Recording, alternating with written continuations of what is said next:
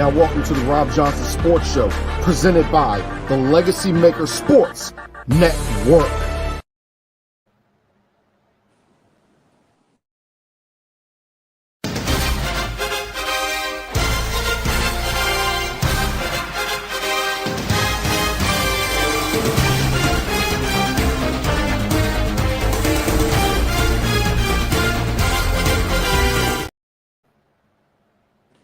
Hey, what's going on, everybody? Welcome to the Robb Johnson Sports Show.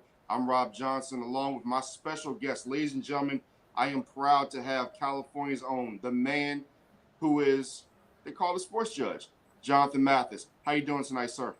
Hey, what's up, Rob? I'm doing well, man. Thanks for having me on. It's a pleasure to be joining you tonight on this show. I see you do great work here. I'm privileged. I'm honored, and hey, I'm ready to talk some baseball. Whatever you got on the docket tonight, let's do it. Yes, sir. Yes, sir. Yeah, before we get into the baseball, right now, some exciting games going on in baseball. If I could give everybody just a quick update. Right now in the eighth inning, we have the Texas Rangers and the Astros tied at 9. Jonathan, right now, you look at the Houston Astros and what's going on in that division. The Texas Rangers, like, they may run away with it. A lot of people thought that the Astros may catch up with them, but if the Rangers continue to play like this, they could be a dangerous team. What do you think about the Rangers so far and how they've been able to hold up? It's the Bruce Bochy effect. I mean, the guy is a great manager. And sometimes that's all it takes, right? It comes down to who's the manager of the team, It really makes a big difference for any franchise. And it could be contagious inside a clubhouse. And that's what you've seen with the Rangers. But also the Rangers, the talent was there. I felt the talent was there a year ago. But now, again, you have a different regime. You have new faces. You have guys that have come on at the right time. You look at what Corey Seager has been able to do, and I know he went down with the injury. He's on I believe, the 10-day injured list. So he'll be back in the short time. But Corey Seager has been amazing this season. Marcus Semien, he's doing his thing. Dane Dunning, he's been a guy to talk about as well. He's been big in the absence of Jacob deGrom. And then you have other guys that have stepped up and they know their roles and they have done great things during the stretch as well. You look at what Ezekiel Duran has been able to do in the absence of Corey Seager, when Corey Seager went out before with an injury. You got guys that's stepping up and doing great things over there. This Texas Rangers team, I think they are the biggest threat in the AL West. I think they are the team to watch out for. I think they're the team that's going to run away with it. They're capable of running away with it because they got big bats. They got Texas-sized bats. They got guys that like to swing for the fences. They hit for a lot of power. That's what we've seen with the Texas Rangers, and they just took on my Dodgers this past weekend. The Dodgers took 2 of 3, obviously, but the Rangers are a team that can get to the World Series. The thing is, Rob, before I let you go, you gotta continue to sustain this in October. Mm-hmm. Yeah, and I'll say this: Dolis Garcia, he's injured right now, but he's been a huge part. I've actually said, I know people are big time fans of this gentleman right here, which I am too, of Shohei Ohtani. He is the man. But Garcia has been doing some really good things for that baseball team with 24 home runs. He's got 97 hits. You talk about 80 RBIs. I mean, that Texas Rangers team, if they've won 7 out of 10, have been playing some really good baseball. But when you talk about sustainability, that is the one word, Mr. Jonathan Mathis, that I think that a lot of people don't really understand when it comes to the game of baseball. Sustainability. Mm-hmm. One team, actually 2 teams that I look at that need to maintain that stability. You look at the San Diego Padres. Right now, they're down 8-1 against the Pittsburgh Pirates in the bottom of the 5th. I know that'll make you happy. Talk about that for a second. Well, the Padres are not cashing in. Can they turn that around? Absolutely. They got the guys to do that. They can get back in this race. Now, it's not going to be easy. It's going to be challenging to get back in this race. I mean, you got the Dodgers, you got the upstart Arizona Diamondbacks. They have been amazing, even though they fell off this month. I believe they're 5-12 in the month of July. It's not looking good for them. They spiraled out of control. They're a team that's been slumping. But you look at the Padres and you look at what they have on their roster. You have a lot of guys that's making big bucks over there. I mean, huge bucks, right? Yes. And I think if there's one team, if they don't get to the playoffs, let's say if they don't get a wild card spot, I think that's a team that you can see getting blown up in the offseason. I think it has to be, right? Fernando Tatis may be out the door. Maybe you start looking in other places, seeing what you can get on the market, what you can trade. Maybe they'll become sellers in the winter if things don't turn around quickly there in San Diego. But it's still not too late. Will Juan Soto be a guy that they choose to move on from? He'll be a free agent after this season. I want to get to that point when we talk about Juan Soto. I want to talk to you about the trade that happened, because there's a great young player right now in Washington who I think that Washington fans could learn to love over time more, which is CJ Abrams, which I think was a big loss. But before we do that, we have this. And that breaking news is Jason Hayward just hit a home run. The Dodgers are up 2-0 right now on the Blue Jays. The Dodgers right now, before we get to the Reds, who we're going to get to next, talk about the Dodgers so far now. They're up 2-0 on the Toronto Blue Jays. Of course, they said they just won 2 out of 3, which was impressive in Texas. This team was down most of the year. They weren't in the lead. Right. The Diamondbacks were in the lead most of the season. As you know, last year, the huge wins. They lost the Padres in the playoffs, but this team, it's almost August. They're finding their stroke. You have Betts with 27 home runs, Martinez 24, Muncy with 24, Freeman with 20 home runs. These guys are playing good, and the pitching is not great, but it's getting there. Talk about the Dodgers so far and how dangerous they are, because I think they're incredibly dangerous. Well, the Dodgers can seem very perplexing to me when they started the season, because as a Dodger fan and as someone that's close to this team, that follow this team quite often, I can tell you that the Dodgers are known to get off to a slow start. Then they gradually start to pick it up as the season goes. And that's what you're seeing. You're seeing the Dodgers team that has finally started to produce. They're stringing together hits. They are moving runners over. And they are doing the little things as well. That's what the Dodgers do so well, right? And Freddie Freeman has been hot. He's on another planet right now. Freddie Freeman is seeing the ball absolutely well. He's been fantastic for the Dodgers. And then you look at Jason Hayward, who I think was a great addition this offseason. This is a guy who fell off in Chicago. Came to LA and has really been a huge part of this team's success, particularly in the early going.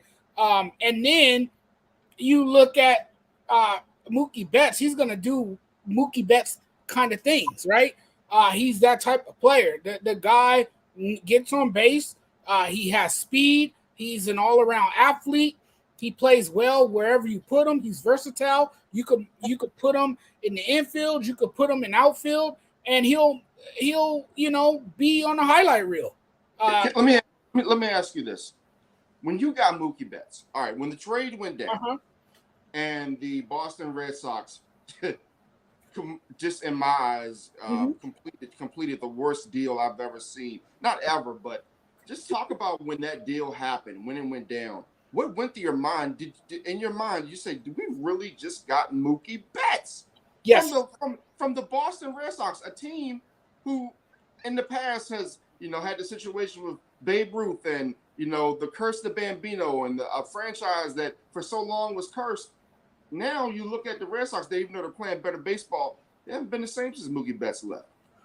Yes, and you know what's crazy about that deal? They didn't even have to package Walker Buehler in that deal. Yeah. And they were still able to pull that deal off, which was insane. Absolutely insane. You're talking about he's 30 years old. You're right. He's 30 years old. That's it. Right. He's still 7, 8, 9 years of prime because he's a small Exactly. guy.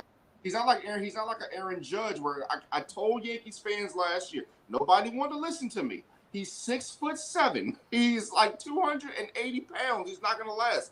Mookie Betts is 5'9", 180. That body's gonna last because he's not too big. He's got power, but he's not a big, huge guy. So his body, his limbs aren't gonna break down. So when you look at that, just how excited are you for the next 10 years of Mookie Betts being on this organization? I'm very excited. I can't wait to see what he has left with the Dodgers.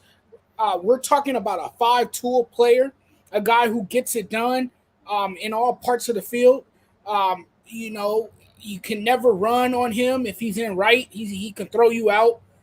He has the arm. He has the bat.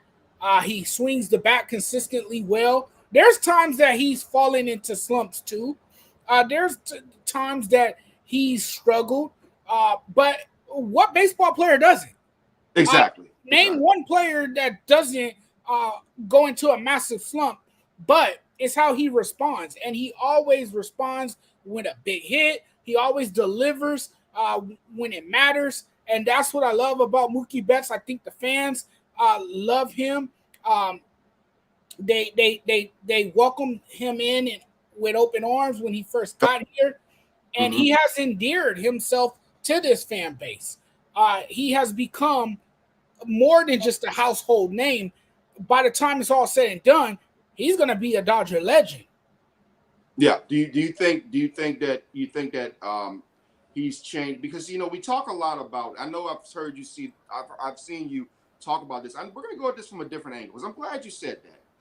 With everything that's going on right now with the NFL, with the running backs, with them not being paid, not being respected. I know one thing I've seen you talk about, and it's one thing I've talked about, and it's been very personal to me. I played baseball when I was younger, etc. The black athlete when it comes to baseball. Do you think like a guy like Mookie Betts being in LA can encourage more black kids to want to play baseball? Do you think that's something that can help? And with the direction the NFL is going, not wanting to pay running backs and all that, you think kids now are like, hey, maybe I should go play baseball and make this $200 million contract, especially after Ohtani gets paid. It's like, dang, I can make that much money playing baseball. So what is your angle when it comes to that? And Mookie Betts and his impact in not only the Los Angeles area, but, around baseball? Well, Mookie Betts is the epitome of an African-American baseball player, right? Yeah. He is the face of the African-American baseball players. When you look at him and how he conducts himself, how he carries himself with grace, dignity, and how he represents the game of baseball.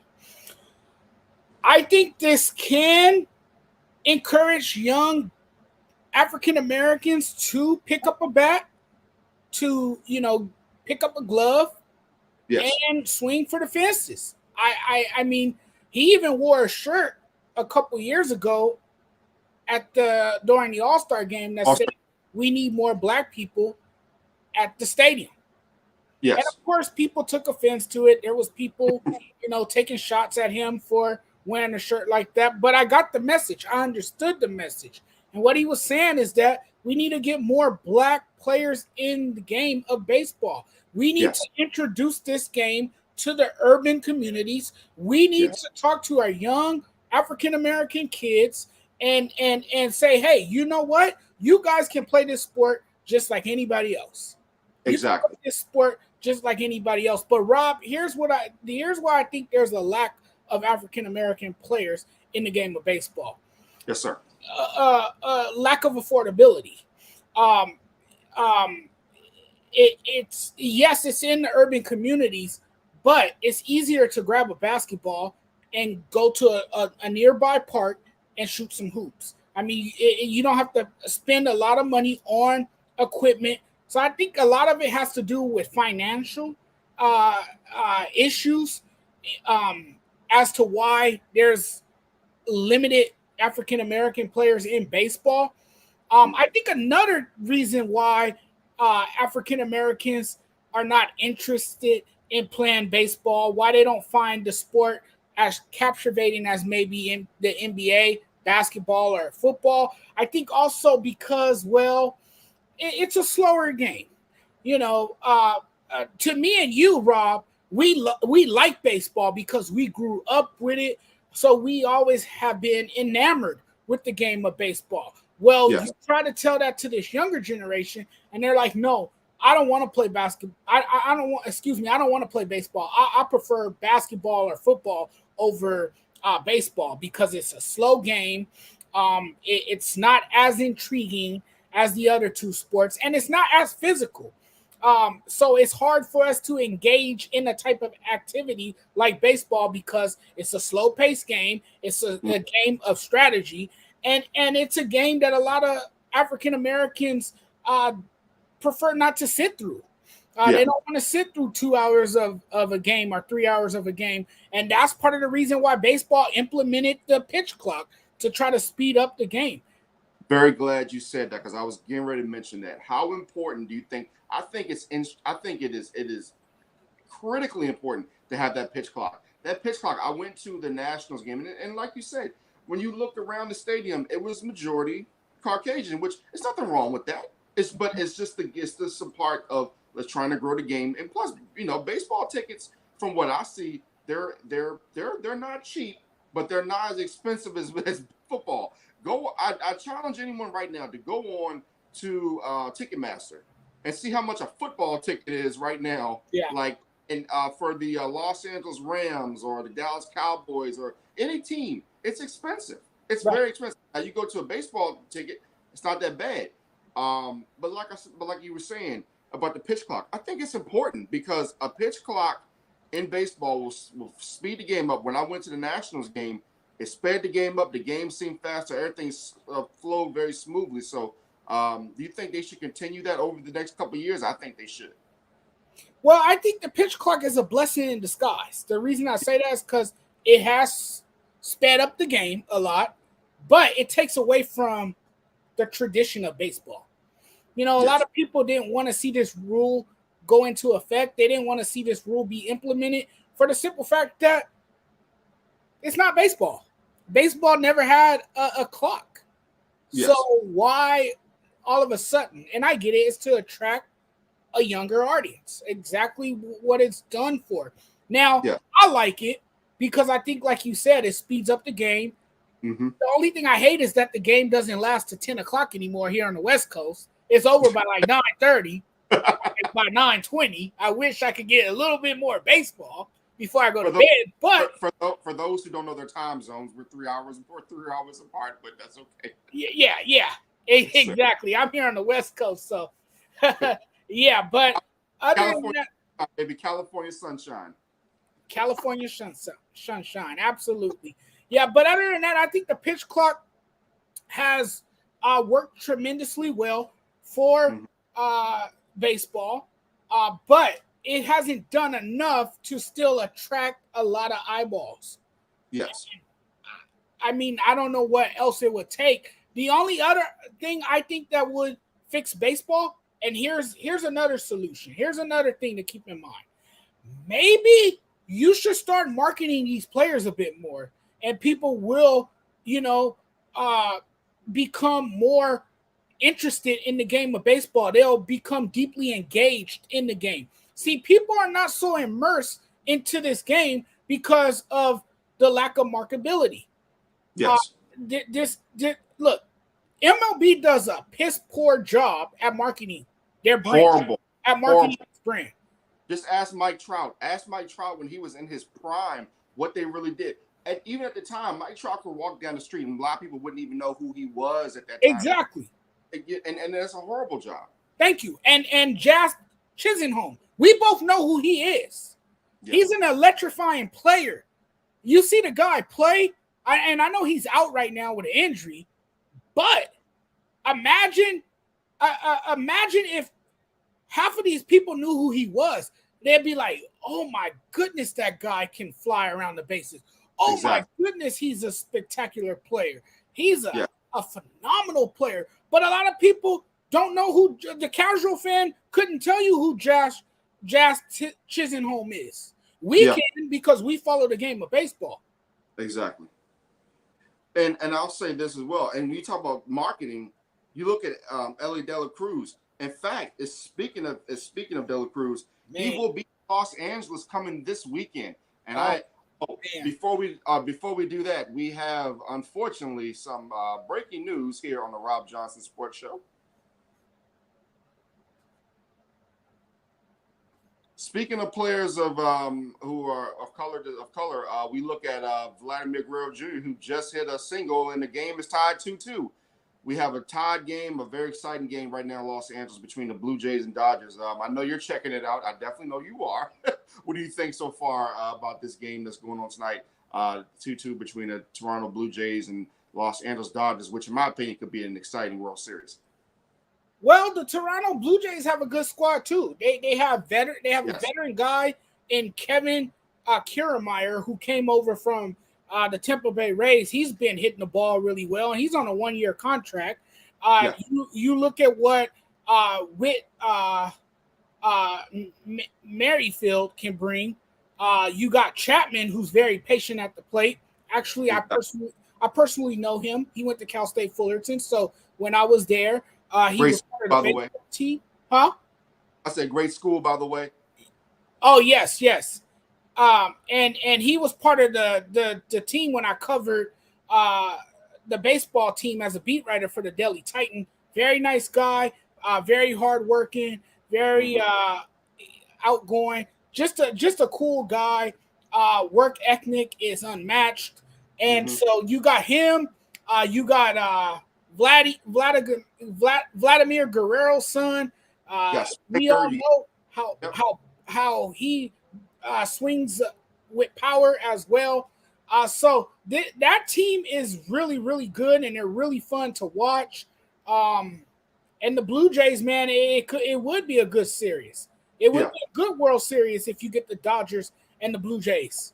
Vlad Guerrero Jr. is he's 24 years old. Amazing. Do you ever see him?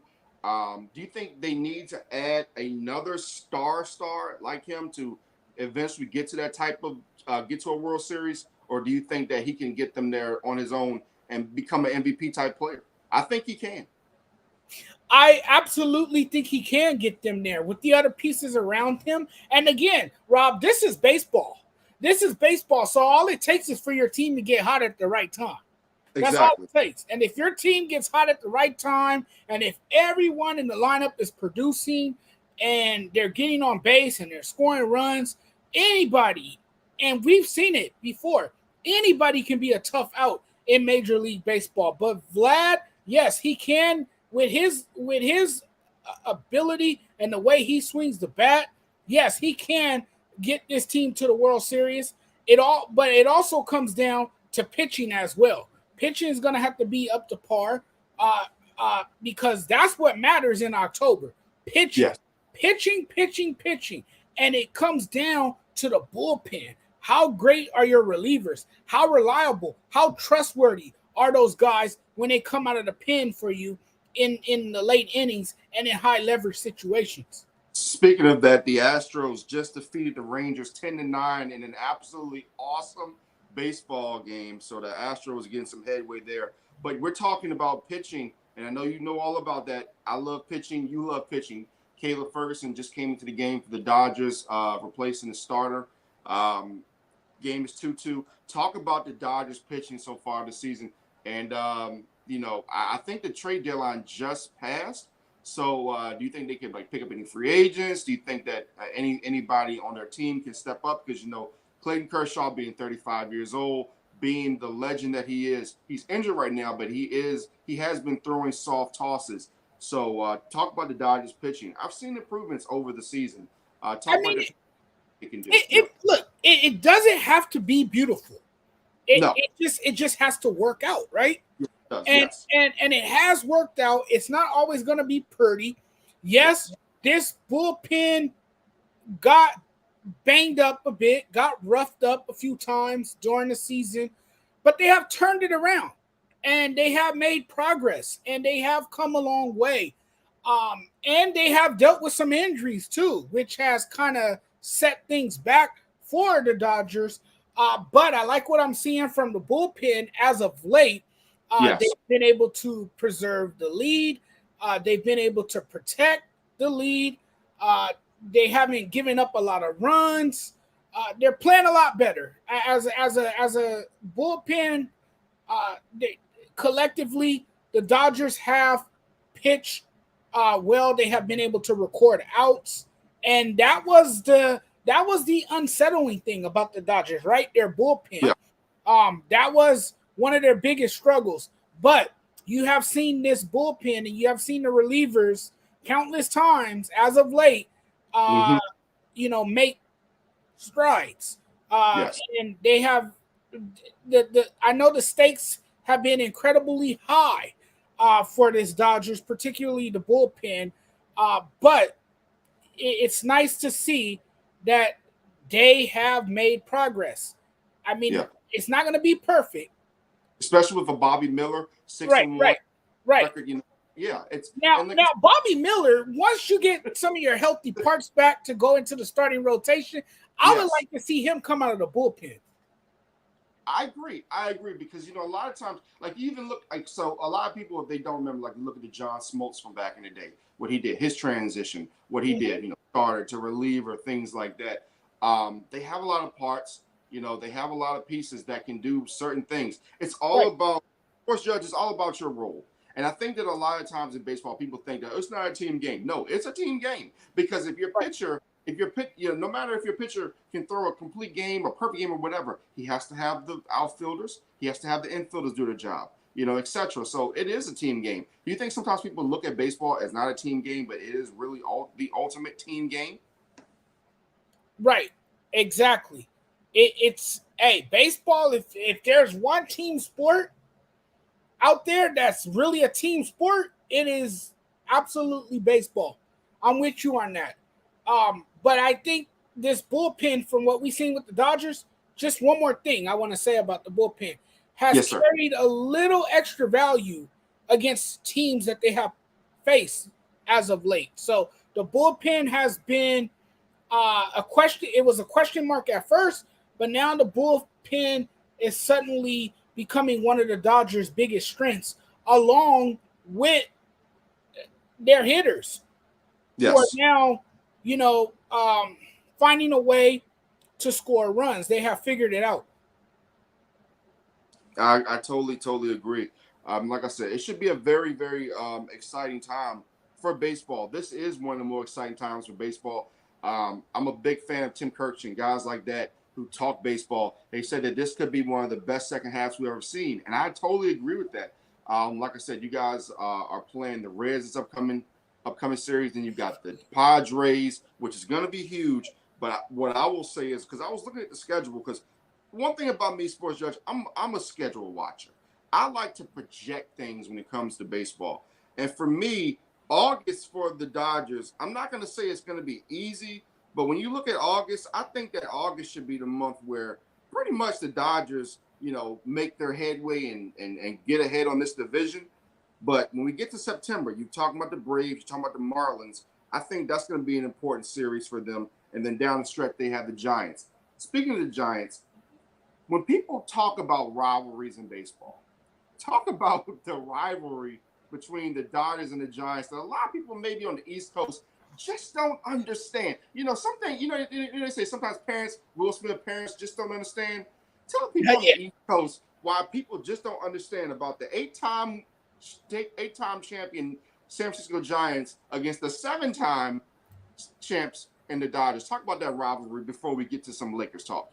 Well, you got a lot of casual baseball fans, right? So a lot of casual baseball fans, the biggest rivalry in baseball that they see that is brought to their attention is the Red Sox and the Yankees.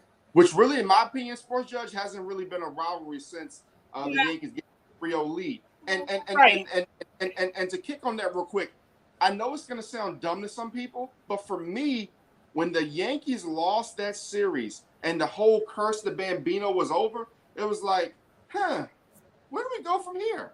Yeah. Where do we go from here? Right.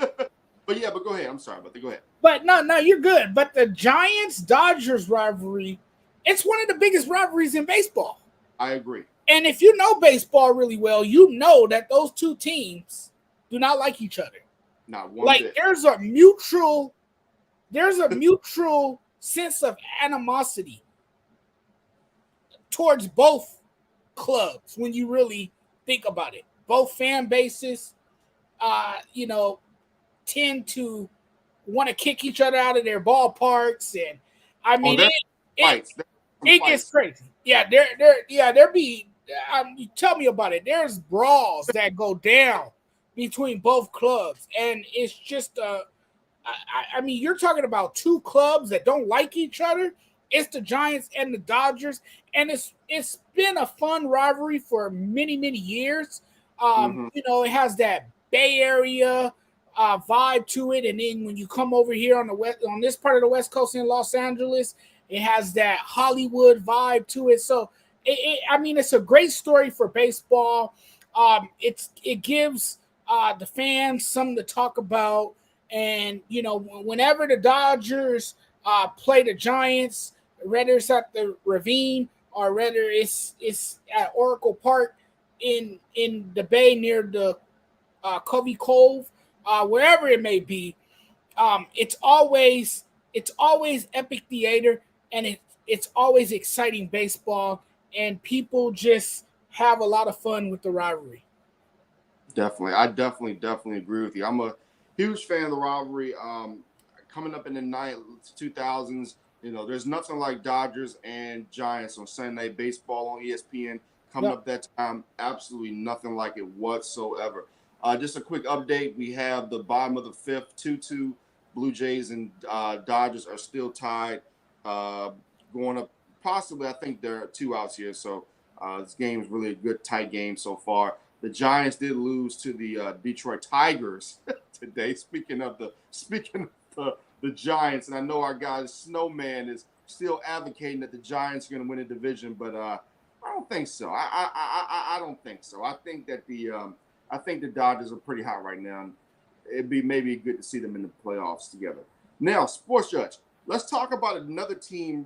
Let's talk about a team, and this will be our last subject of the night before we get to you and get to more about you and things like that, so we can focus on you more of who you are and everything like that.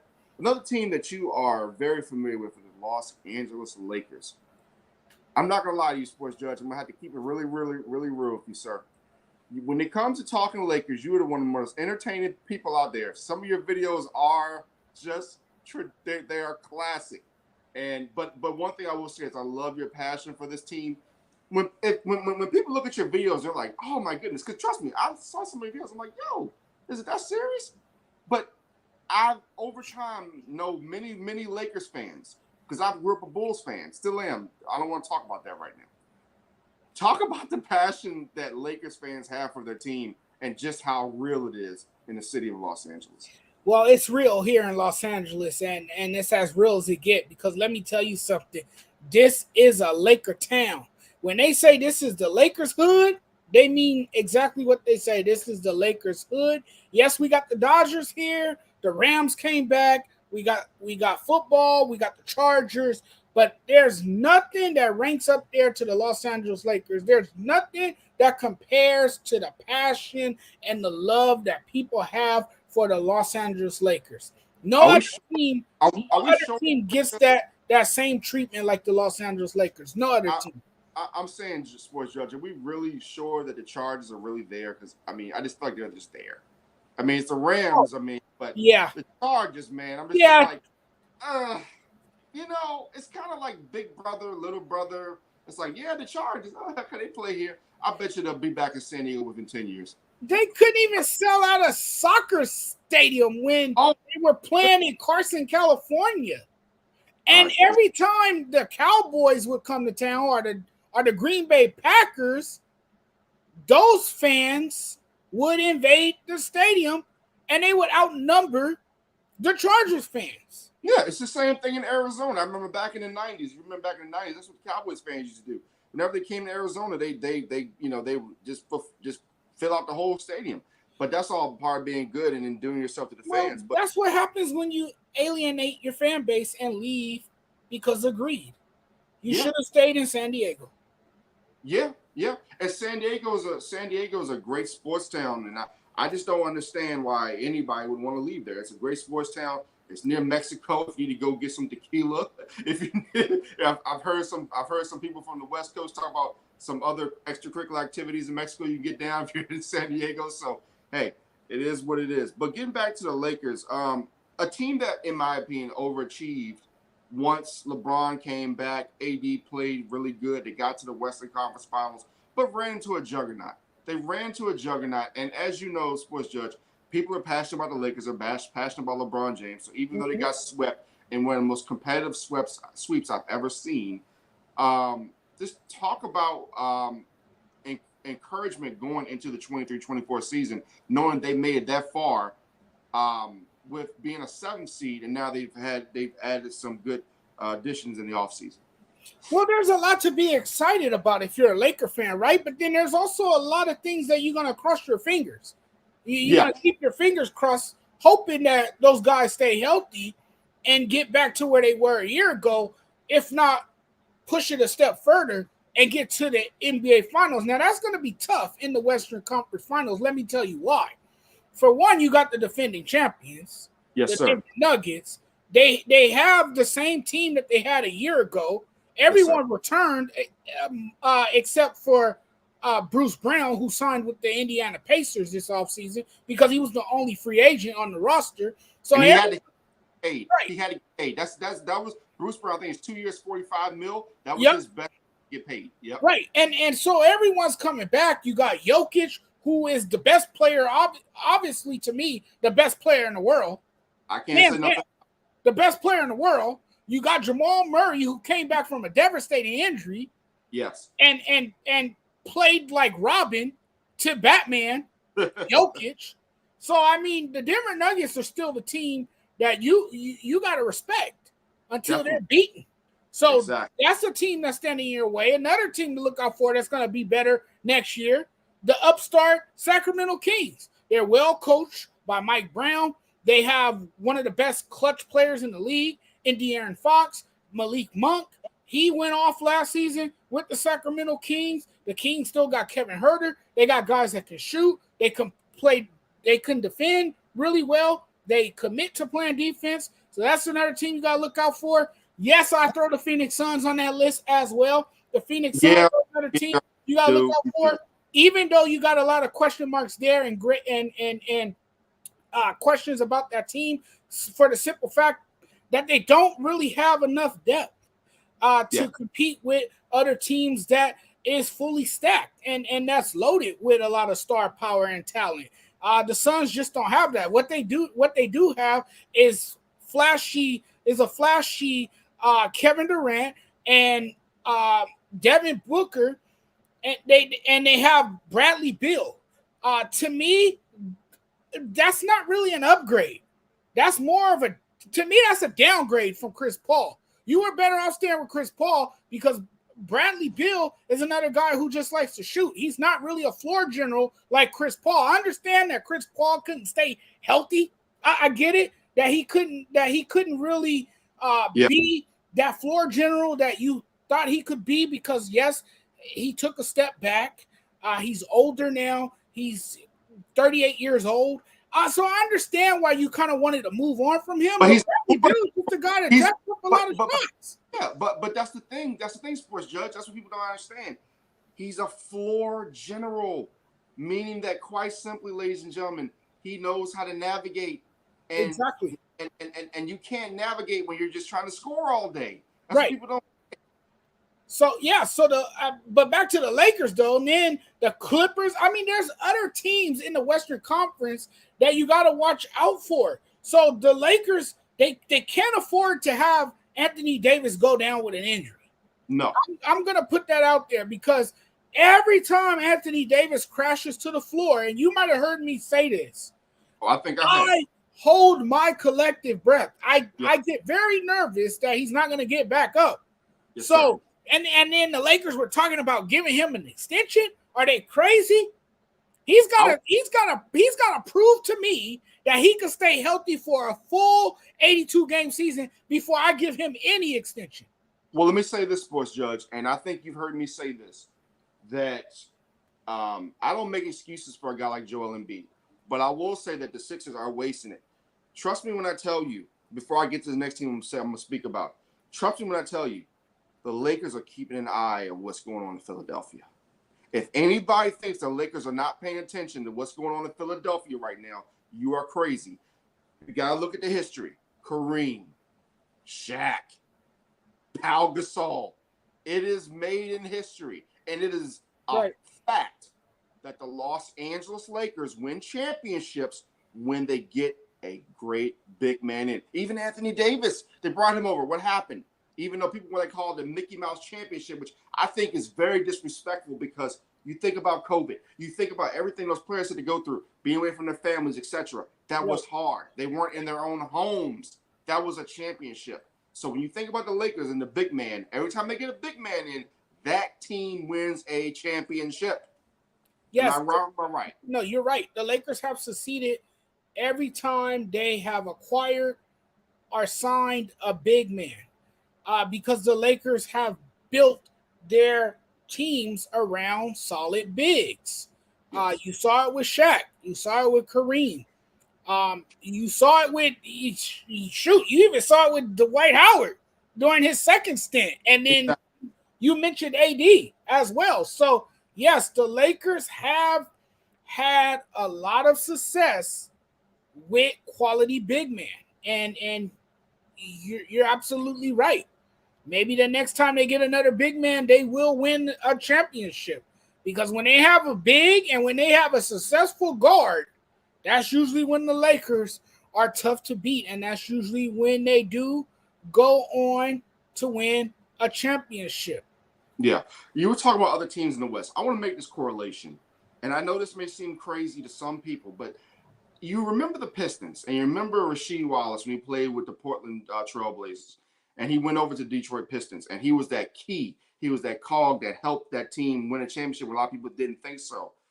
When you look at the Memphis Grizzlies, when you look at Marcus Smart, could he be that piece that could come in and ultimately not only help them with the defense, but just imagine with his shooting.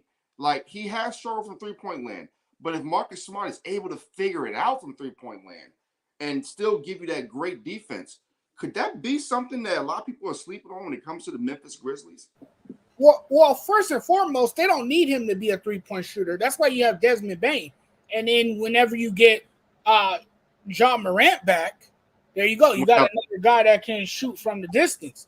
What you need Marcus Smart to do is be a defensive-oriented type player. You need him to be that veteran presence, that guy that can lead a locker room. Because, look, he was the heart and soul of that Boston team. I don't care what anybody say. They can say Jason Tatum. They can say Jaylen Brown. No, Marcus Smart was the heart and soul of that Boston team, and they will miss him. They will miss him tremendously now that he's not there anymore.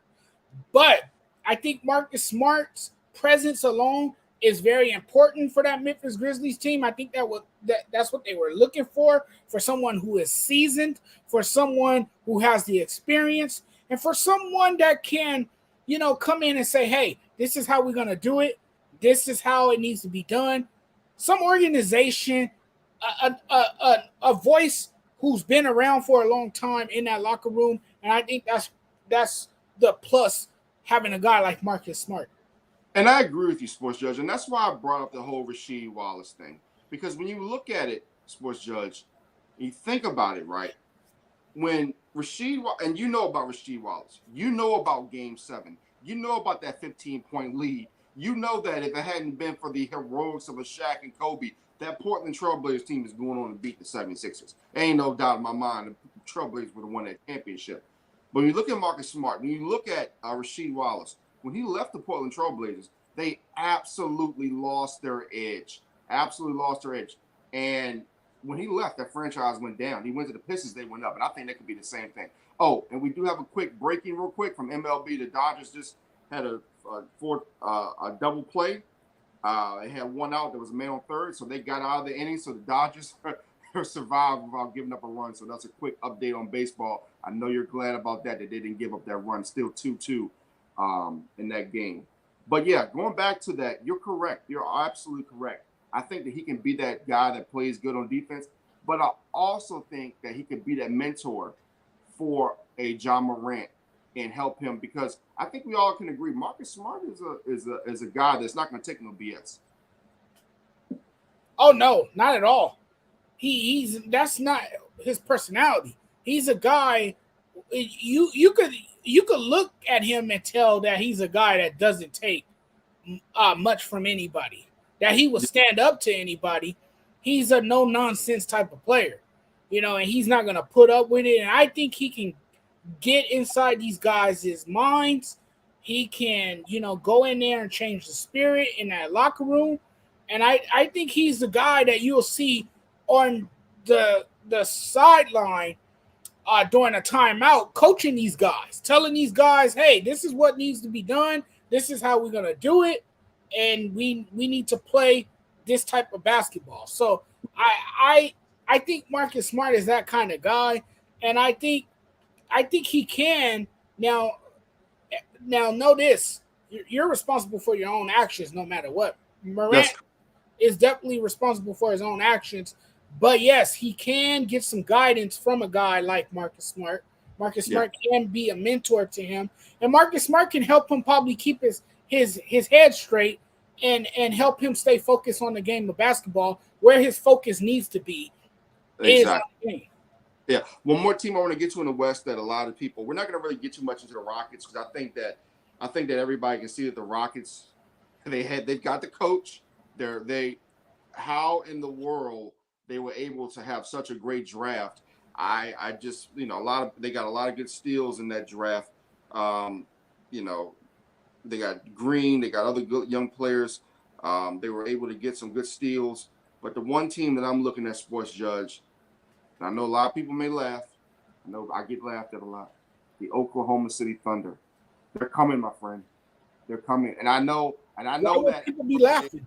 Yeah, and no, that's what I'm saying, because I'm saying, you just have the casual fans, and then you have the hardcore sports guys like us who understand, like when you watched them against the Lakers last 2 years, you kind of see it. It's like, damn, something's there. And then when you get a guy like Chet Holmgren back, and you got Gideon, you got Alexander, I mean, this team is going to be something. Well, their box office, right? They got stellar guard play. You look at the backcourt, it's prolific with Josh Giddey and Shai Gilgeous-Alexander. I mean, SGA can flat out ball. This is a guy who has a soft touch. He can score. He's not afraid to attack the basket. Believe it or not, he's a great playmaker too. And then you got Josh Giddey, who does well in the backcourt as well. And then now you're going to get a healthy Chet Holmgren back, and now we're going to be able to really see him and evaluate him a bit more this upcoming season. Yes, I think OKC, being in a small market, I think this is a team that you really got to look out for, and this is a team that's going to pose a threat in the West. They are coming. Absolutely. I completely agree 100%. I will say that I think that if I'm not a huge Russell Westbrook fan. You know that. You know I'm not a Westbrook guy. But I will say something. I think that maybe in about a year or so, because I don't know if he's going to last with the Clippers, because honestly, you spoke on the Clippers earlier. The Clippers, man, feel like they're like one injury or one like bad game away from just imploding. I would love to see Russell Westbrook come off the bench for the Oklahoma City Thunder just one more time. Go back there, come off the bench, do some good things. Because I think that that the whole thing with the Los Angeles Lakers was a big time wake up call for him. I think it was a wake up call, and I think that he realizes that, hey man, I gotta change my game.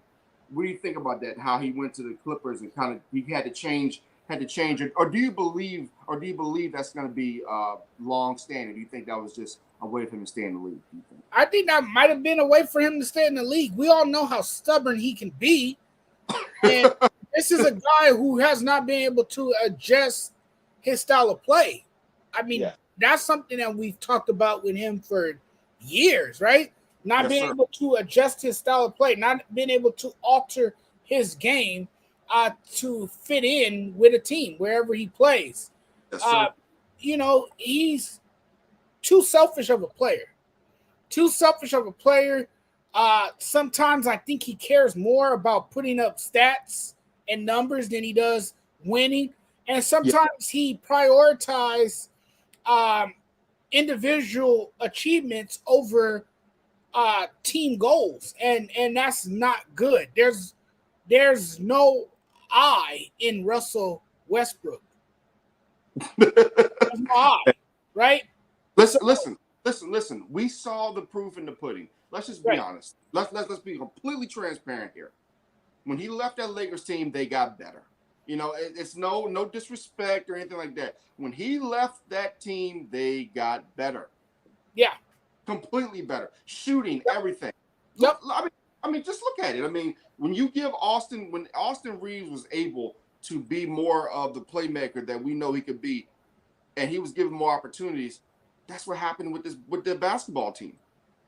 Right. And see, that's the thing, right? He can be a cancer in the locker room. And I think that was the problem with LA. I think he rubbed people the wrong way. I think, inside the locker room, because we can't see everything, obviously, right? Unless we know what's going on publicly. I think players weren't getting along inside the locker room. I think Russell Westbrook was to blame for destroying chemistry in the Lakers locker room. And that's why the Lakers decided that it was time to move on from this guy, because they simply weren't going anywhere with Russell Westbrook around. Yeah. Well, Sports Judge, and like I said, we're gonna get more into you in a second, but there is one other subject I want to bring up, and I want people to be very, very clear when I say this. Am I a LeBron James guy? Yes, I am. Do I like LeBron James? Yes, I do. But one thing I think you know about me is I'm very unbiased. I'm very subjective. This is one thing I would say about Mr. LeBron James. I get it. He's 38, 39 years old. He's one of the all-time leading scorers. I get it. But one thing that frustrates me about LeBron James is got to stop shooting so many damn threes. One thing about this show, I am not a fanboy of anybody. I'm going to keep it real. LeBron James got to stop shooting so many damn threes. Talk about LeBron James. He got to stop shooting so many damn threes. I agree 100%. He needs to stop attempting all these outside shots and stop settling for jump shots. And that was one of the things that irritated me with the Lakers last season, that it was the team as a whole. They would settle for jump shots. Why? LeBron, but you got to realize too, LeBron, and I'm not defending him. I'm not jumping to his defense. What I'm saying is that LeBron is not the same player. He's not young anymore. When he first came into the league, how did he get most of his points? Do you remember? Points in the getting out in transition. Leading the fast break. That's how he scored a lot of his points. He was getting a lot of dunks. He was finishing at the rim. He was attacking the rim. Why? Because he was more explosive. He was faster. He was younger. Now he's a step slower. He's been dealing with injuries as well. I mean, he's still durable. No question about it. His durability, we questioned his durability and his health, but he proves us wrong every time, right? He's still playing at such a high level, considering that he does struggle at times. He still can play at a high level, which is amazing. But yes, I'm with you. I would like to see him attempt less jump shots and try to get to the basket a little bit more and draw some fouls. Draw some fouls. Get to the free throw line. Exactly. He can do that. He can use his body because he has the physique and he has the upper body strength and he has the physical attributes to attack the basket and get basically any foul that he wants because for one, he's the NBA's handsome face. Yeah. Well, does that disturb you a little bit that Anthony Davis, even though Anthony Davis has taken over the last few years, that he has not completely just become the face of the Lakers? Does that bother you that the guy who's 29, 30 years old, who has the ability to do what he does, has not just, because it feels like at times LeBron's like, hey, man, why do I still need to be the face? I'm almost 40 years old. Right. It's like Davis can't take that lead. And is that a problem? Well, at times, and I know this is about AD, but at times, Austin Reeves looked like he's the face of the Lakers, the way he played last season. Listen, I'm just saying. I can't disagree with you because when you look back at, especially the Denver series, LeBron James' ball handling and some of his decision-making was horrible. In fact, there was a lot of players on that Lakers team that bailed him out in a lot of those series. From the Grizzlies series to the Warriors to the Western Conference Finals. Hell, let's go back to the Minnesota game. That Minnesota game was a disaster. If it hadn't been for the guy and for as much heat as a guy like Dennis Schroeder got, he saved the Lakers' butts last year. He's gone now. He's in Toronto. Talk about that loss real quick, Sports Judge. Do you think that's a bigger loss than what people are saying? No, I don't think Dennis Schroeder is that big of a loss. In the middle? Oh, yeah, okay. In the middle, yeah. You're going to miss him because he did have an impact on the team. Yeah. But, you still got guys like Austin Reeves. I think who you're going to really miss too, and a lot of people's not talking about it. They're not saying much about this guy, but Lonnie Walker. Lonnie Walker. I totally agree. He hit some big buckets for the Lakers in the playoffs last year. Now you do bring in Gabe Vincent. Now, one thing I'll say, they brought in some free agents. Reddish, a guy like Cam Reddish, Sports Judge. What I can tell you is this: I think that if Cam Reddish can't figure it out with LeBron, he'll pretty much probably end up with Dwight Howard over in Japan or in China. Yes, and I think this is the great. Let's just keep it honest. Yes, let's be honest. I think. Right. But this is a great opportunity for him to finally put it together. Why? Yes. Because Phil Handy is great with helping players develop.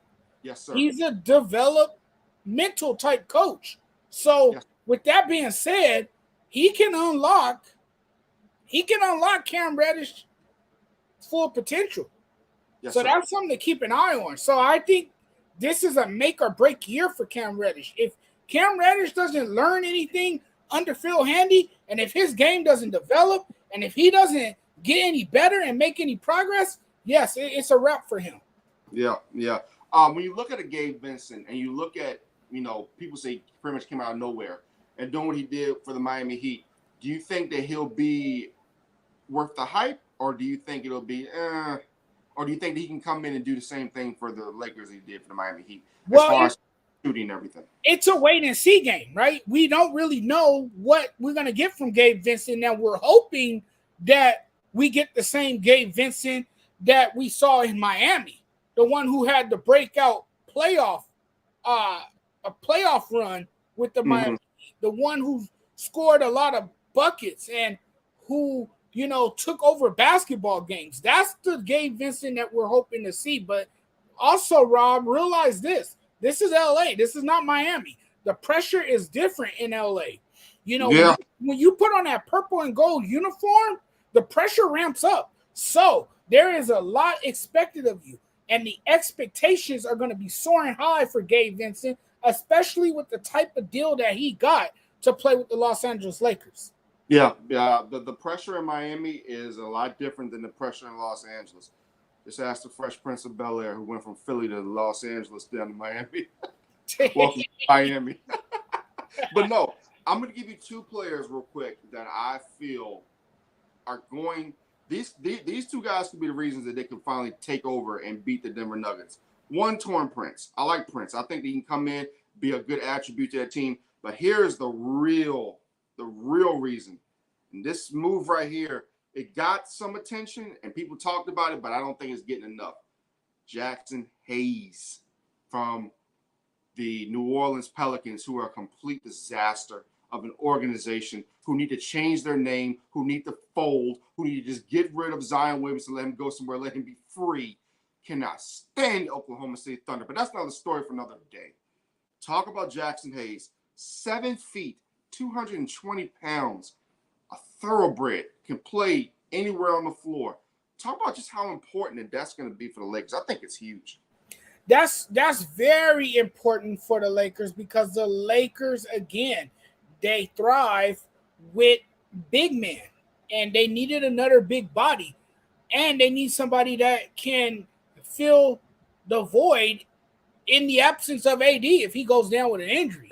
Exactly. And now they have more size. With Jackson Hayes, what that does, it gives the Lakers more size. And now the Lakers have someone that they can bring off the bench if they want to give, Anthony Davis a breather or something like that. They can do that with Hayes coming off the bench. And they needed another guy that can be able to defend Jokic if that time comes. Yeah. And I'll say this last thing on the Lakers. If you look at their team compared to even 2 years ago, when people were saying, "Oh, it's Westbrook and they don't have any pieces," they actually have. This is the thing that people are not talking about, Sports Judge. They have the pieces now that they go into the season, they start playing well, even if they struggle a little bit.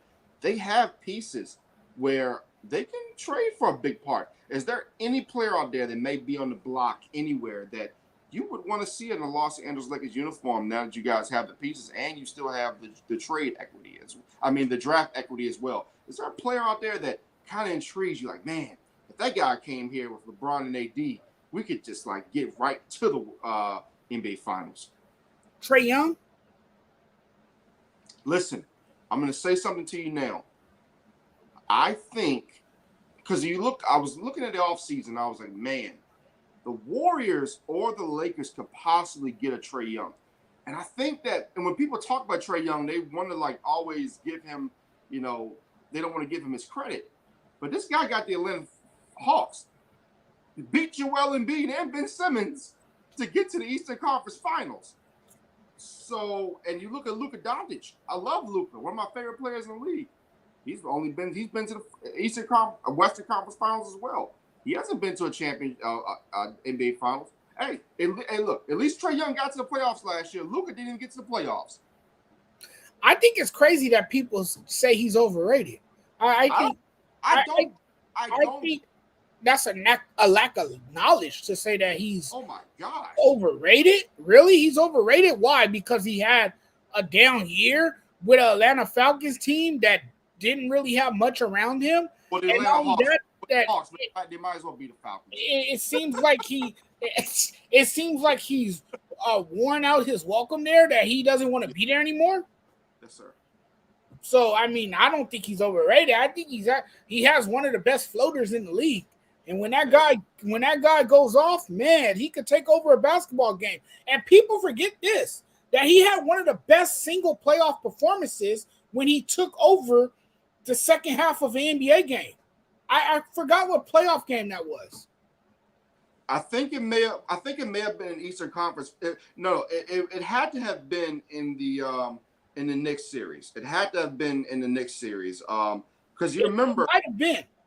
Because that's the thing. The thing is, when you go and you play the Knicks and you piss off the New York fans, oh, you're marked for hatred for life. Public enemy number one. Yeah, 26.4 points per game, 9 assists, 3.4 rebounds in 27 games again in the playoffs. In fact, he had a 40. Oh, I know what you're talking about. It was the 48 points, 11 assists, 7 rebounds in the Eastern Conference Finals against the Milwaukee Bucks. Yeah. 50 points against that Milwaukee. That was one of the best individual performances by any player that I've ever seen. Exactly. And like I said, people talk about the Sixers and all this and all that. He went into Philadelphia and beat that basketball team. So, Yeah. Oh yeah, he loves playing in hostile environments. Oh, most definitely. And that's where he's most comfortable, playing in an environment like that.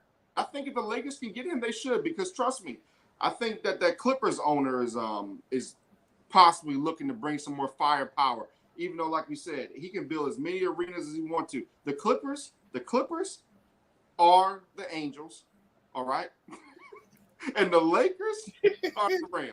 Let's just keep it honest. Speaking of that, real quick, before we keep the lane, we're gonna get to you. One thing about the sports judge on social media, if you ever see the sports judge on social media, he is an advocate for this man right here, ladies and gentlemen, Mr. Shohei Ohtani. Sports judge, basically. Yes, keep it honest. And we're getting back to baseball. Are the Angels making a colossal mistake by not trading him and not getting anything back? Because I think we all know he is not coming back to Los Angeles of Anaheim. Well, they are making a colossal mistake by not trading him. If trade him, why do I say that? Because then you don't get any assets back for him. And here's the thing, Rob. You can get a lot in return for him. This is Shohei Ohtani we're talking about.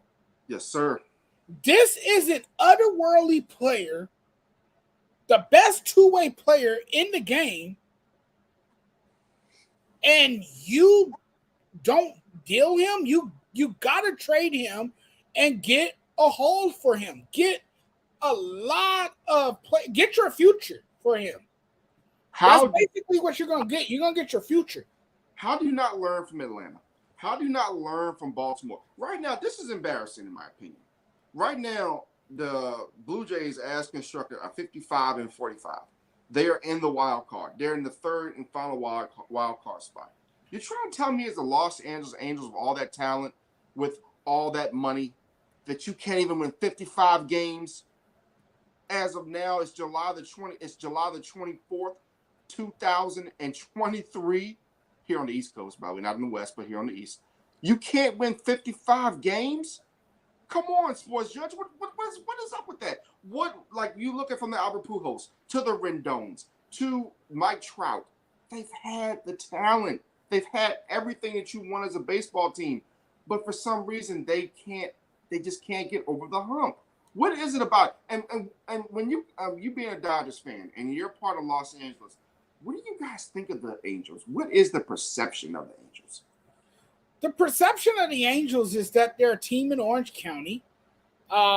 It's a baseball franchise that does get its fair share of respect. They do have a pretty good fan base, unlike the Clippers. I'm just throwing that out there. They have a pretty good fan base, but I mean it's not nearly as close to being the Dodgers, which is amazing to me. Why? But the Angels, the Angels, when they were the California Angels, they were the original California team. A lot of people don't know that. Hey, listen, they had Angels in the outfield too, so they had some. Exactly. Yeah. So I mean, when they were winning in 2002, when they won the World Series in 2002, everybody and their mama were claiming the Angels as their team. Real quick, that World Series, in my opinion, one of the greatest of all time. Yes. I will say this, and I think I was a sophomore in high school. Yeah, I'll transition to more of the, a little more of about the sports judge. The reason that was so important for me was because I watched it with my dad. I know I've seen some stuff with you where you talk about your dad and how much you love your dad. RP, God rest soul, and all that. But that was one of the most. That's why it was so important for me, because I was able to sit down. I went to the house. We watched baseball, man. We watched Barry Bonds do his thing. We watched in the sixth inning when Dusty Baker couldn't get it done. The pitching changes. But like I said, that was just a great moment for me because of that series, everything it entailed. Sports judge, when you think about sports and you think about everything, how you grew up, how instrumental was sports to you coming up and what it meant to your life? It meant a lot to my life because my dad was a sports fan. He would watch it at the house. And so I started watching the games with him. So from early childhood, I was watching baseball with my dad because baseball was a thing in our house. It was an October tradition. Yes, sir. Every October we would sit on the couch with our eyes glued to the TV, watching baseball, watching the NLCS, watching the ALCS, watching the division series, watching the World Series. It was a unbreakable bond that my dad and I built together, and so I think that's why baseball was my first love, because growing up, I watched it with my dad, and that's what we did together. We watched sports, so sports was always instrumental to me. Sports is um, a, a great outlet for me. Yes, sir. Um, it's a form of therapy for me. Yes, I sir. enjoy watching the games, and I can sit through a game all day. I could watch a game all day, no problem. Like I could just sit there, enjoy me some finger food, some beer, whatever. Um, Pop me open a Coke and just let the recliner back or sit on the couch and watch a game, and I would enjoy it. But I've always had a love for sports. I've always been infatuated with sports. And it's not just one. It's baseball, it's basketball, it's football, and then football. Kind of as I got older, football then became my first love. As I Yeah. got older, it Well, was originally baseball, but then well, football took over. let me ask you this, 'cause I know this is something a lot of sports fans have an issue with coming up. Were you and your dad, did you all like all the same teams, or did you guys have different teams? No, we didn't like all the same teams. Oh my gosh. Yep. Sports, No, because especially, see, here's the thing. especially growing up in a black household, especially, that Yeah, could be the worst, some of the yeah, worst things. Talk about that real quick. it could be some division for sure. So my dad was born in Houston, Texas. He and my grandfather relocated to Southern California my dad came with my grandfather at a very young age. So my dad was around like 8 or 9 when he came to Southern California. Mm-hmm. But then he always loved the Houston Rockets. I mean, that was always his basketball team. And then he always liked the Astros. That was They- always a rivalry too between the Lakers and the Rockets. right. That's a deep, dark rivalry right there. Yep. And he didn't like the Oilers though. He didn't like that. He was a Dallas Cowboys fan. Yeah. listen, listen, listen. I was coming up, right? When I was coming up, my dad told me, he's like, look, if you're a Redskins fan, you are disowned. You better be a Cowboys fan or else. I'm just like, okay, I'll be a Cowboys fan. But honestly, here's the thing. Throughout when I started, because I started loving sports, when I was like maybe 4 or 5 years old, Hmm. I've never been one of those biased, crazy Cowboy fans. I think you've seen my content. If you actually look at my shows, I think out of all of my hundreds of shows, I probably talked about the Cowboys probably 1-2% of the time. Because That's a delusional fan base right there. There's a lot of delusion. yeah. I mean, yeah, I will say because listen, they pick the team to win every year, and I'm like, guys, are you serious?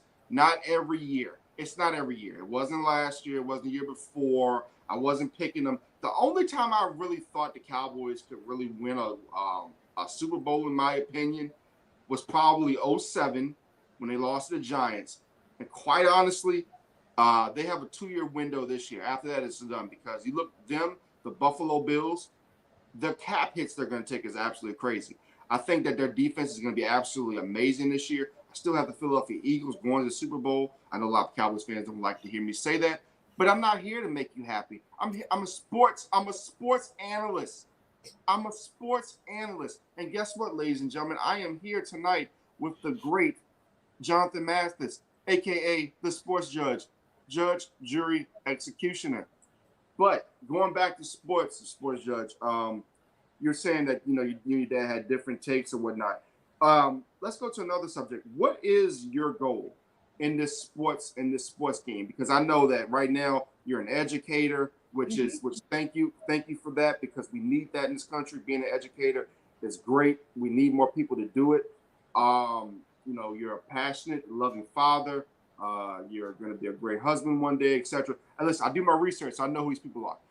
So, but other than that, what is your ultimate goal? What do you want to do in sports? Well, my goal is to take my platform that I have now, the Sports Judge page that I have on Facebook, along with my YouTube channel and my TikTok, and to turn it into a business. That's my ultimate goal, is to turn it into a media business. And eventually, right now, I want to stay a one-man show right now. But as time goes and as my network continues to grow and as my platform continue to get larger, I do want to bring on a team of podcasters and writers to come work with me once I'm able to start getting paid in this business and stuff, and be able to open the doors for many others who are looking to fulfill their dreams as podcasters and sports writers, and give them an opportunity to actually grow and prosper in this business as well. And I also want to turn it into a big media company. Mm-hmm. I know all of this takes time. It's not an overnight process. It happens years down the road, and so it requires a lot of patience. Something that I'm working on. It requires a lot of dedication, hard work, and time. Something I'm also working on, and balance with everything else you got going on with family, with work, and just with life in general. Sometimes life gets in the way. So that's my goal, and my goal is to also, you know, uh, create a charity foundation for sick children and for mental health. And that's another thing I want to work on in the future, is to start my own charity foundation. And it's not for publicity, it's not for fame, it's not for clout. It's from the goodness of my heart. It's something that I've always wanted to do ever since my dad passed away in 1997 from lung cancer. I thought that I would start a foundation for cancer, raise awareness for cancer, help those who are suffering, are survivors, and people who are suffering from this wicked disease that's out there. So that's one of my big goals as well. And mental health. Mental health is such a big thing in this country. We stigmatize mental health. We don't take it as seriously as we should. So I also want to raise awareness for that. Also want to start a foundation for that as well. And then my goal is to just live financially comfortably. Be able to take care of my family, support myself, support them, and make sure everything is taken care of. I have a roof over my head now. I have food on the table. I'm blessed, but I'm never satisfied. You can always achieve. Thank you. You can always achieve something bigger and better, and the sky's the limit, right? The sky's the limit. You can always accomplish anything you want in life. You can achieve anything you want in life. Don't let anyone tell you any different. You can have anything you want in this world. The world is yours if you work for it, and if you have faith, and if you believe in yourself. Anything is possible. I do believe that. So that's what I'm working towards. Right, Sports Judge, you're so right. And before we get to that point, let's have a little.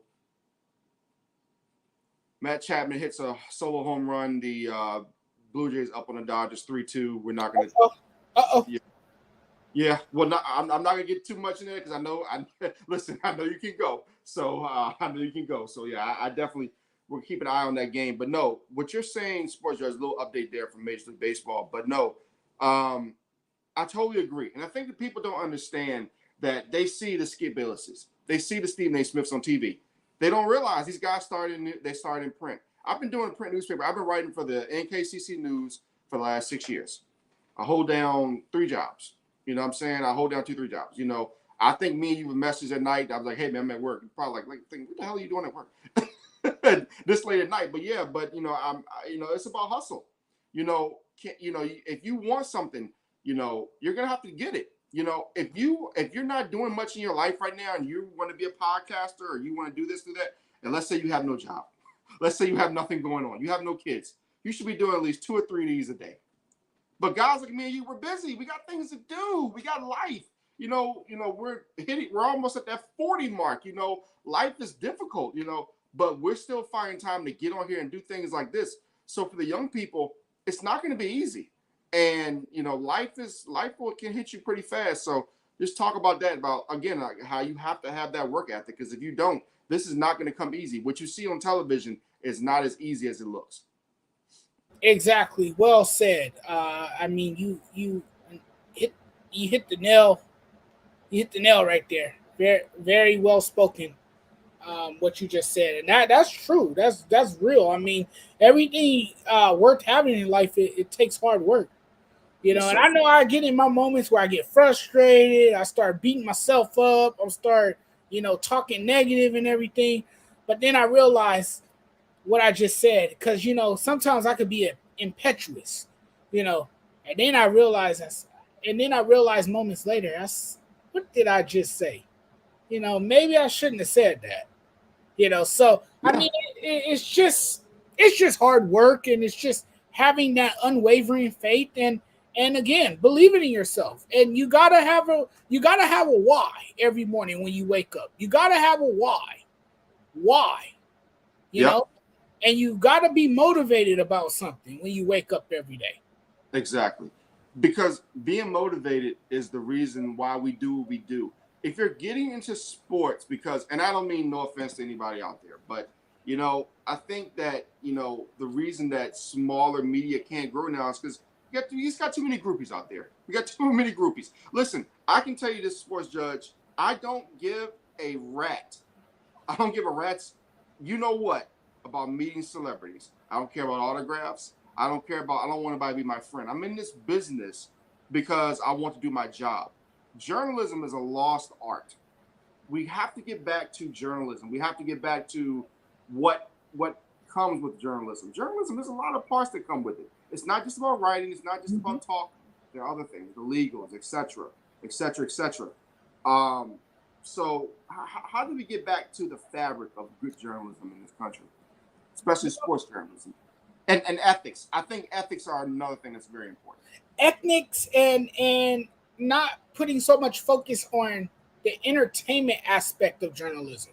Yes, sir. A lot of people want to get into this because they want fame, they want publicity, they want to be known. They want that 6-figure paycheck, but they don't have that 6-figure appetite. Yes, sir. And so I think that's what a lot of it comes down to. And just now you look at this business and you see what you see on television, like on ESPN or Fox, and you see these guys are being treated like celebrities because now they're not necessarily journalists anymore. They're TV stars now. And that's what journalism has become. And now it's easy for anybody to just create a podcast and think they're Stephen A. Smith, Skip Bayless, or Chris Broussard. And that's the thing. It's more about the entertainment aspect, which I think it's okay. It's okay, but it's like at the same time, this is why. And I don't know how much of a fan you were back in the day of like the sports reporters. I've never personally asked you this, but I used to be a huge fan of the sports reporters. I'm still a fan of PTI, things like that. Old school journalism. Those guys who really dug deep and it was about the sports and it wasn't about them. It's too much look at me.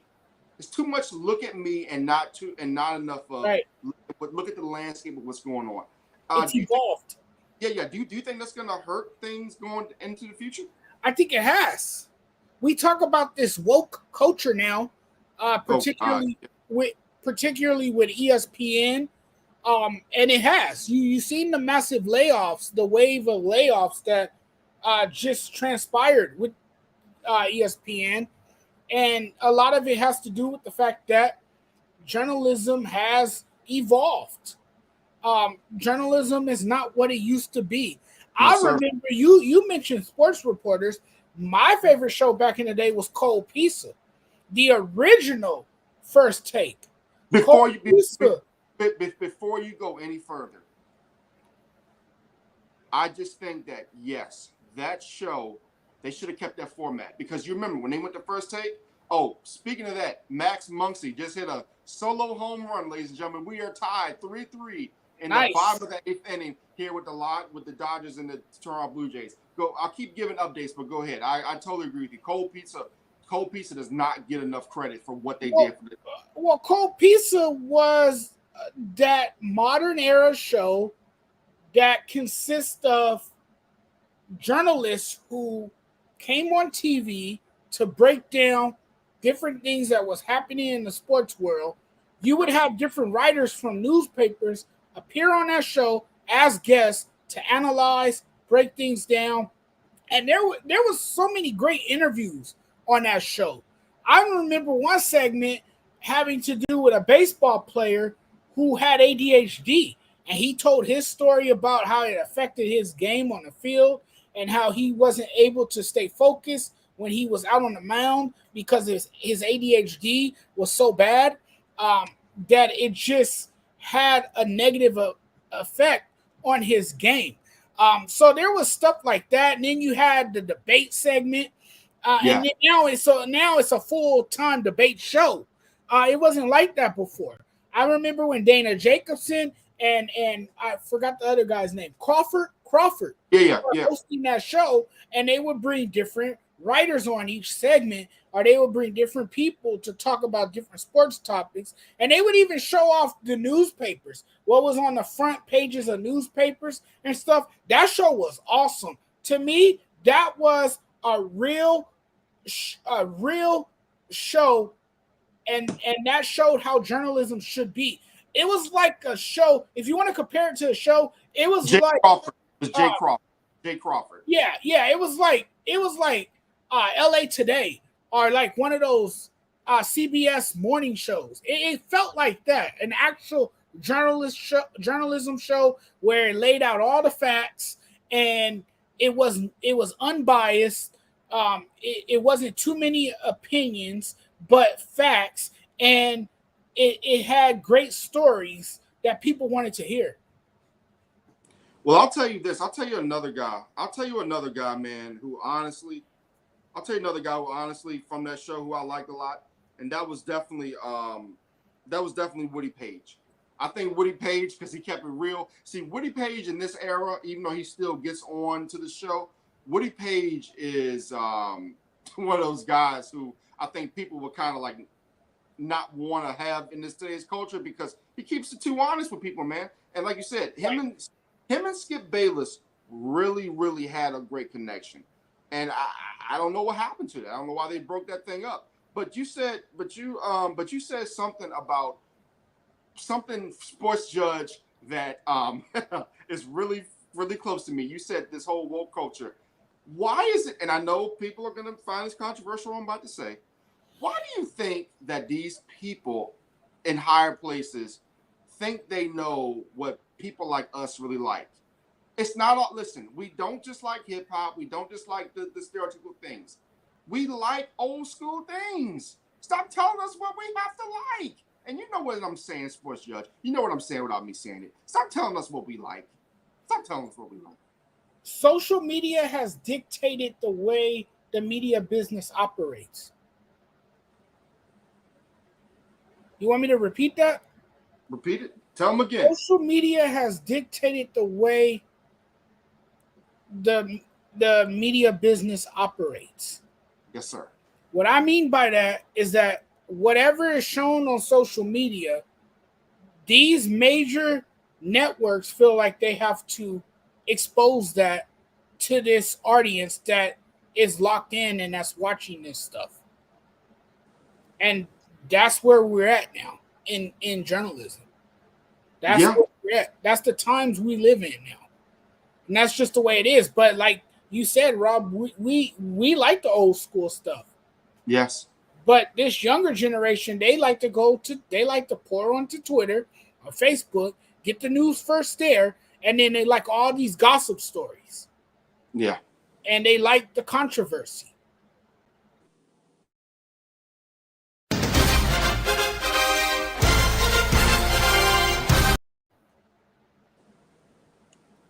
Sports Judge, I'm sorry. I had to put that on real quick because Jason Hayward is having an absolute crazy night. He just hit a double. Nice. Like yeah, he's having an absolute great night. If Jason Hayward, if he starts playing good baseball, ladies and gentlemen, it's over. If Jason Hayward can continue what he's doing tonight, along with what they got, this Dodgers team is going to be over. But I'm sorry. Go ahead. Continue what you were saying. I had to break in for the Dodgers. It's what sells now. Yes. It's what sells. Doesn't mean that's what we like or that's what we want. Not everybody wants that, but it's what sells now. You know, and it's all about ratings. Yes, sir.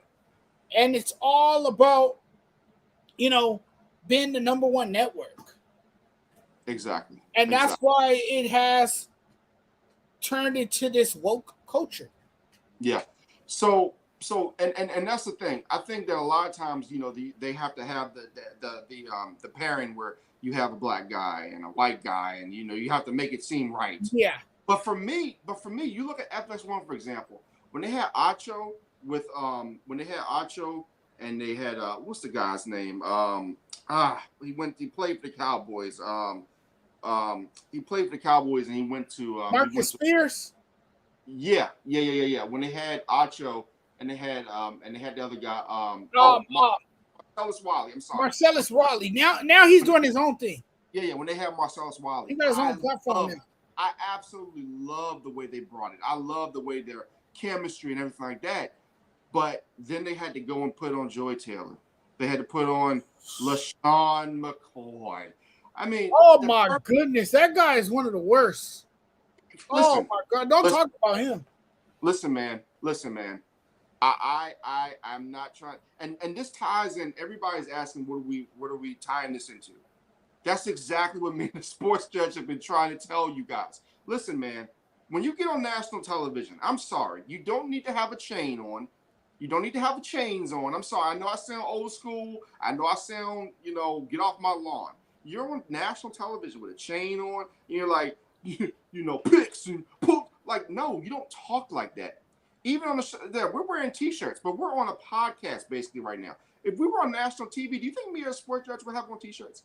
No. Huh? No, because there's a certain professionalism that needs to be back in sports. Even look at the NBA. These guys wearing these little tracksuits. No. Radio guys are allowed to dress like this, though. Yes.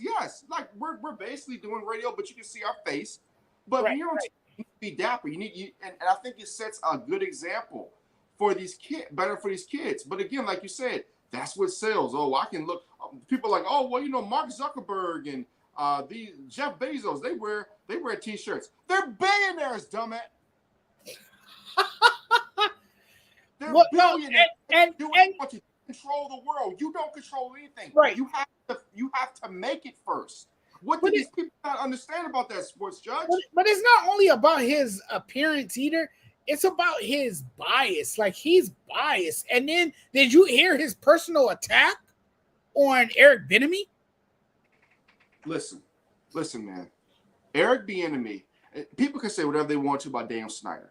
You know what Daniel Snyder's last great thing he did? He gave that man a chance. Because we've never seen Andy Reid win a championship without Eric Bieniemy. Are those the facts or am I lying? No, those are facts. Those are the facts. We've never seen Patrick Mahomes in the NFL without Eric Bieniemy. But remember this, he doesn't call the plays. That's everyone's excuse for why he hasn't landed a job. But we've seen some really bad offensive and defensive coordinators get jobs, and we know daggone well they weren't calling the quote unquote plays. But people again, like Doug Peterson, that's a name I'll throw out there. Yeah. Hey, he had a great campaign last year. I'm not gonna lie, he did a good job in his first year as Jacksonville's coach. So I'll give him that. But let's also be honest about this. When you look at a guy like Eric Bieniemy came from Colorado. You look at what he did in Colorado. I mean, let's think about people. People don't understand. I challenge anybody to go back and watch the 30 for 30 on Colorado. What they were before Eric Bieniemy and the crew showed up. Eric Bieniemy serious business, all right? Ain't nobody going to get out there and disrespect Eric Bieniemy. Eric Bieniemy is the type of player, the type of coach where you will have respect for it.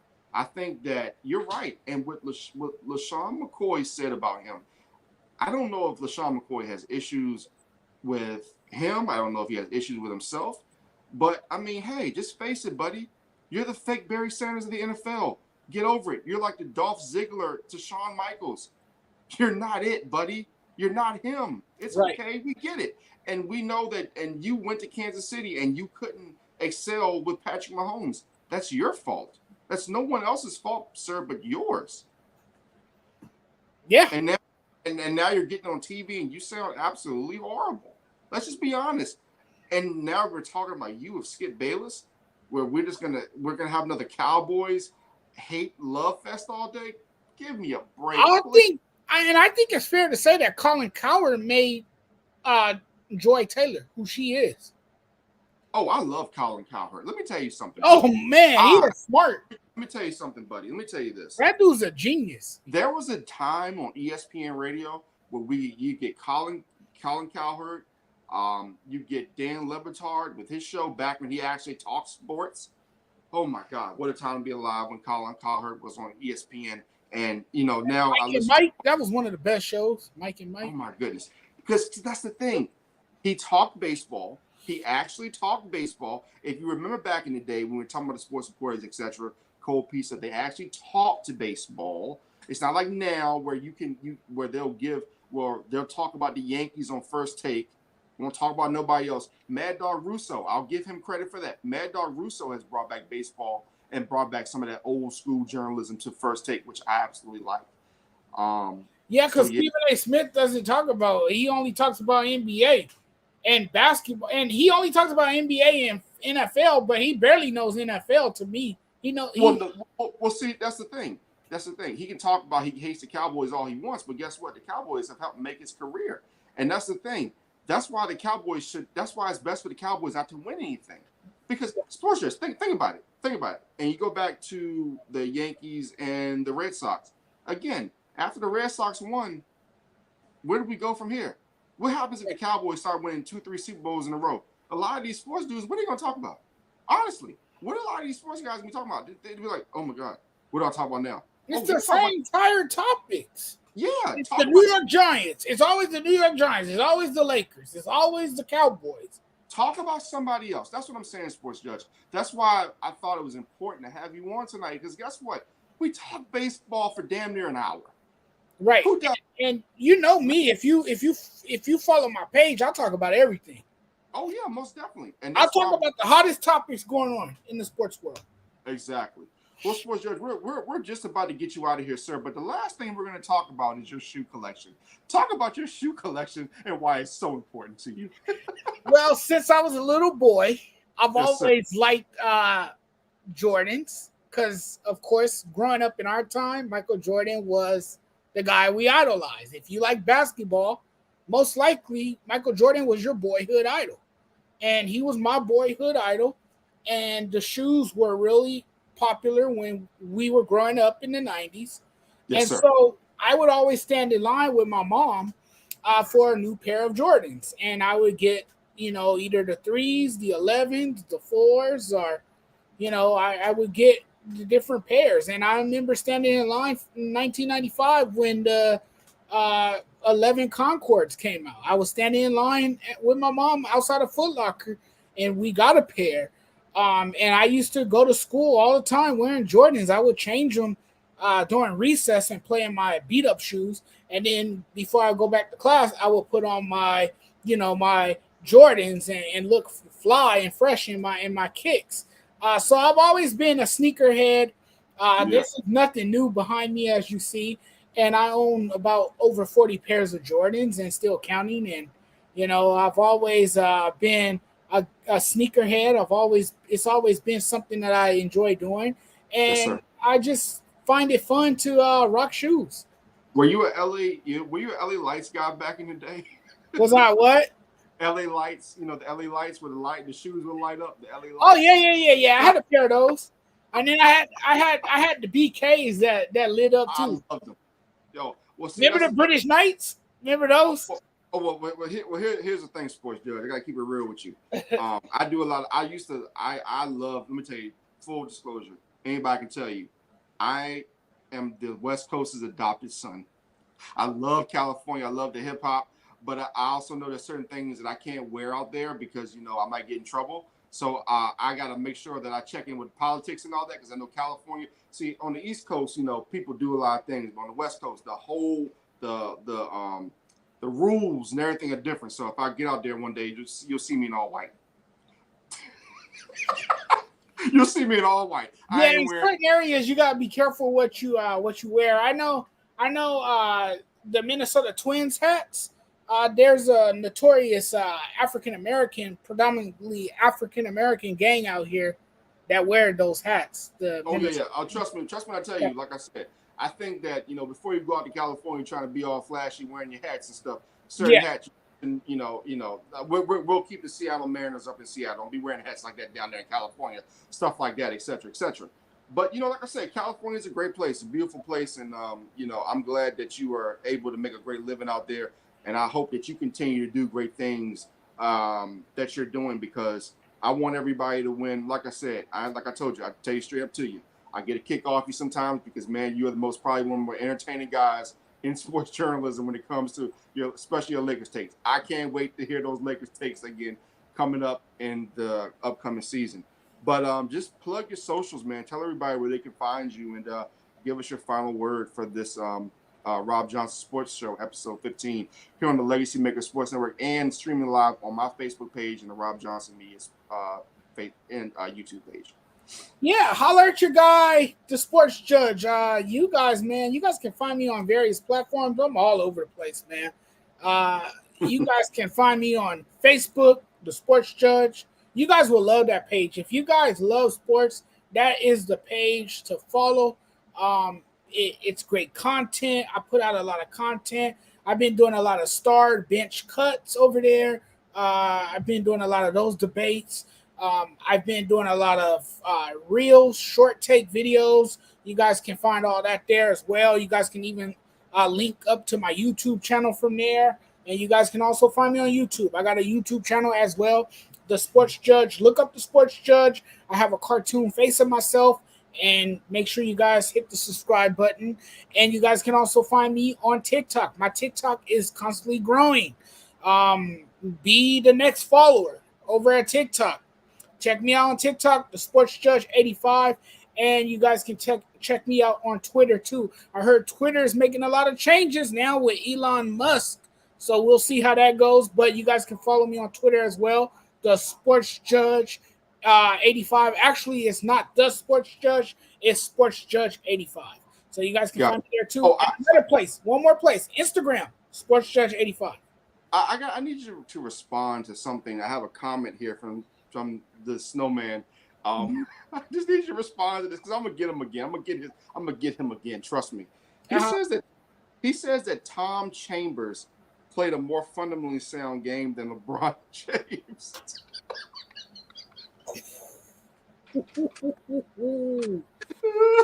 You talk about a guy that really, really hurts the feelings of bronsexuals. That's a guy right there. Oh, God. Snowman. That's the thing. I'm not even a bronsexual. I'm not even a Bron fan like that. I'm not a bronsexual either. Yeah, but you know, I'm okay with LeBron. Like I tell people, it's a love and hate relationship with me. Did he just listen, Sports Judge? Did he just really come on my comments and say that Tom Chambers was a better? No, he did. Yo, have you seen Tom Chambers? That is such an insult to LeBron James. Bro. Hold on. Can y'all see this? Hold on. Let me see, baby. Snowman be trolling. That's Tom Chambers. I remember Tom Chambers. I remember when I think I kind of remember when he played in Seattle. Oh God. Sports Judge, listen. Stay for after the show. We're gonna have a quick discussion real quick. And you guys, listen, this has been Robb Johnson Sports Show, episode 15. I'll see you guys tomorrow night. Tom Chambers is better than LeBron James.